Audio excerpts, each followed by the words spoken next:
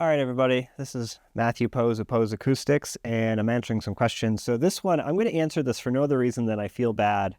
He says he's missed every time that I've posted to ask questions, and then he asked one.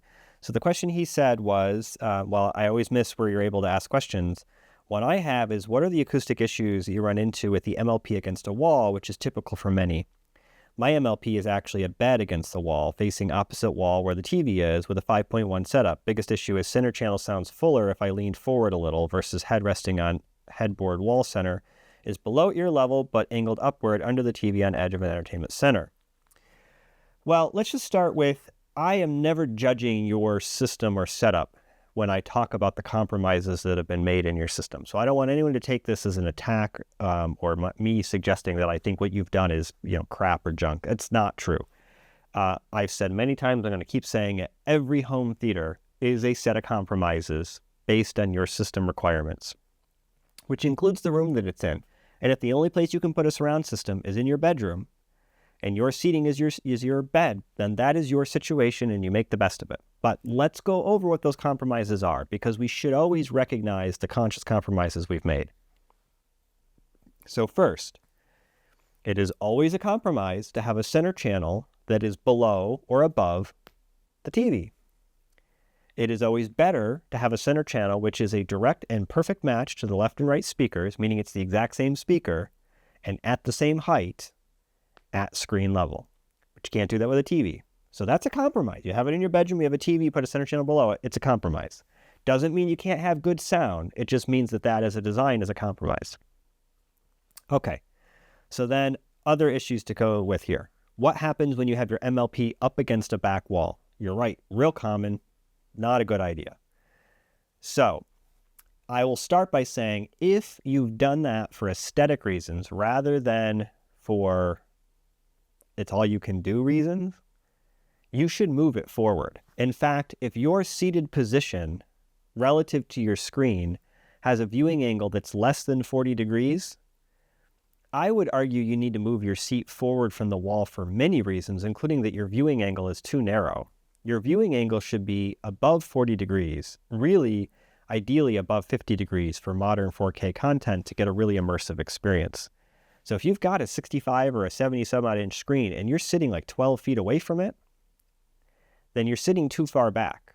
And if to do that, what you've done is shoved a couch against a wall, well, again, for home theater performance, not aesthetics, you've essentially made a mistake in your design layout, and you'd be better off moving it forward.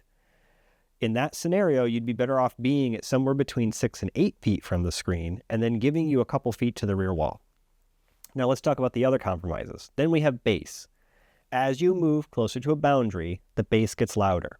So when you sit yourself up against a back wall, there's a buildup of bass and there's a boominess to it. Now you can EQ it and calibrate it to a way that makes it better, but it is a compromise. In my room, even using waveforming, my rear seats, which are not against the back wall, but they're pretty close, they're too close, the bass is almost 10 dB hotter in the setup that I've got here. I mean, part of it is I have a compromised waveforming setup, but in the compromised waveforming setup, bass is maybe not 10, I think it's about 6 dB hotter in the rear row than it is in the front row.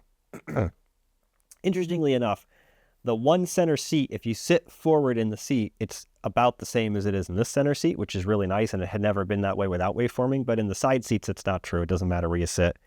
You would have to sit on the edge of your seat to actually get back to a normal response. So, but this, again, like you use the Welty approach, you use any other number of approaches, you use the nulls in the room to place your subwoofers, you're still going to have a boundary gain effect sitting so close to that. Then you've got a different problem, and we covered this in RP22. It's a really important one that people sometimes forget. A surround system is supposed to be this. A 3-channel system is left, center, and right.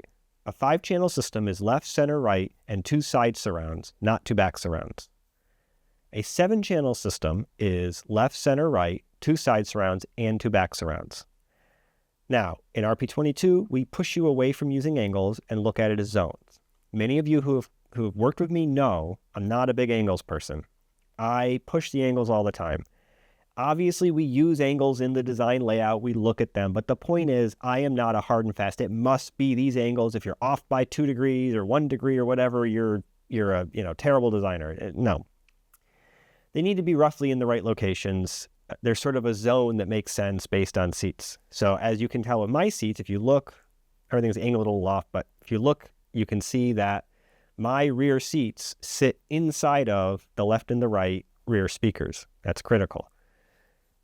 All of my seats, for the most part, well, no, I only have one set of side surrounds. So this row sits a little tiny bit forward of the side surrounds, but they're roughly equal to it. And then the rear seats there are behind the side surrounds. The side surrounds are really more for envelopment. Yes, they do track objects that are panning over there, but if you think about how we hear the space we're in, one of the critical ways we hear that is actually through lateral reflections, and the side surrounds reproduce those in the recording. And so they need to be to your side. It's actually not quite as important where they are, front or back. They need to be in a relatively good position, but it's not the end of the world. I think even Dolby would tell you, we actually know this because we gave Dolby, the engineers that developed Dolby Atmos, our document and said, what do you think? And their answer was, we're really glad you moved away from angles. We didn't intend for there to be angles originally, but it was realized that it would be too hard to teach people how to do this. And so they put the angles in to make it easier. So, okay. So in terms of the compromises you make when you're up against a wall, if you have rear surround speakers behind you on the bed, you're going to be way too close to those. And then with the side surrounds, if the bed is symmetric in the room, it still could work okay, but it would be really hard to get the side surrounds in the right location such that they're not sitting way forward of you. So it's supposed to be, let's just say, somewhere in the neighborhood of like 90 to 100 degrees. And yet this would probably put them at more like 70 or 80 degrees. So you've kind of got like an incorrect angle there.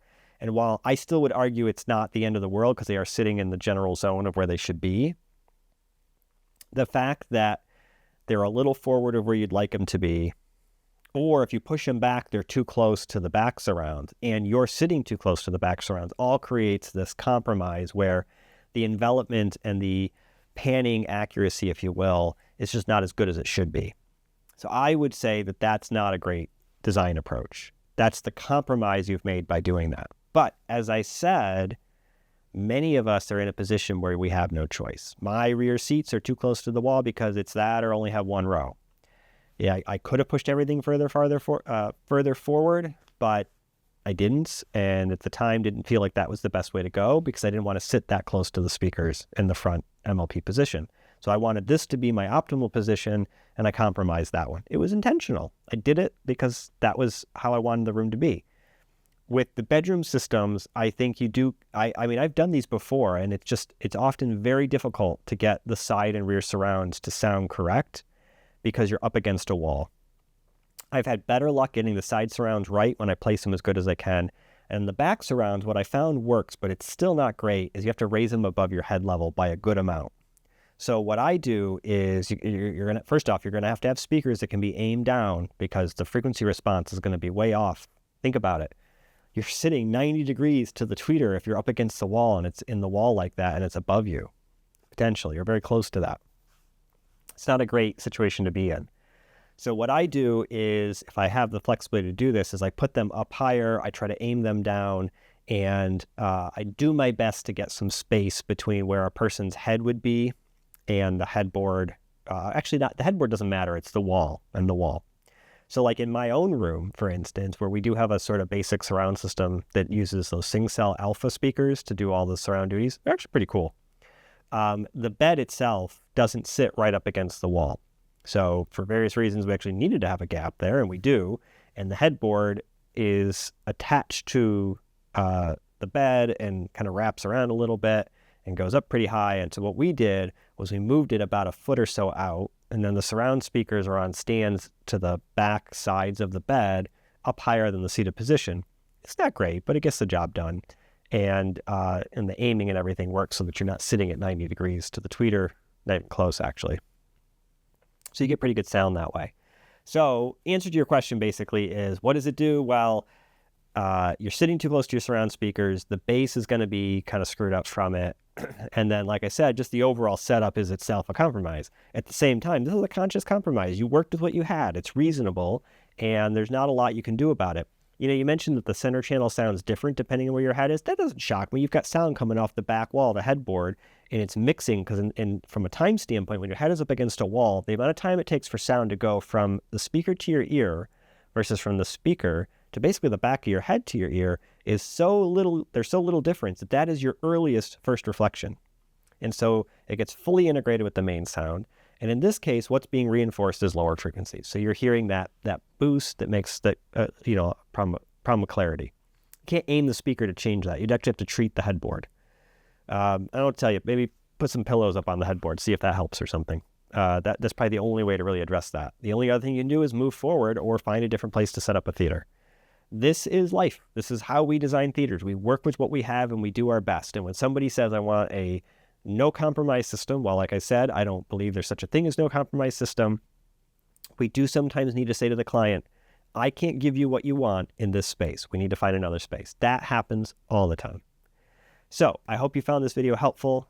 We're going to keep making these, and sorry if you're missing the question stuff, but ask the questions. I'm not going to answer all of them. I can't, but I'll do my best to get through 5 to 10 questions every time we do this. Thanks, everybody. Bye.